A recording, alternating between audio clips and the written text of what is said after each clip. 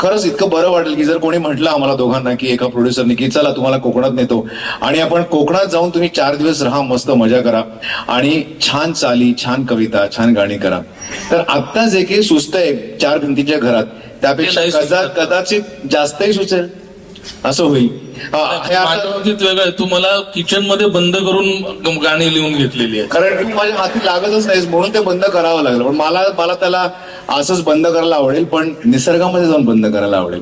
आणि तो प्रयोग मी आता परत 12 वर्षानंतर जेव्हा गारवा भाग 3 येईल तेव्हा करायचं ठरवलंय. मी तुला म्हटलंय की तुला कुठेतरी घेऊन जाईन आणि तुला बंदिस्त करेन. मी तुझे सगळे फोन आणि हे सगळं गोव्याला जाणं वगैरे सगळं बंद करेन.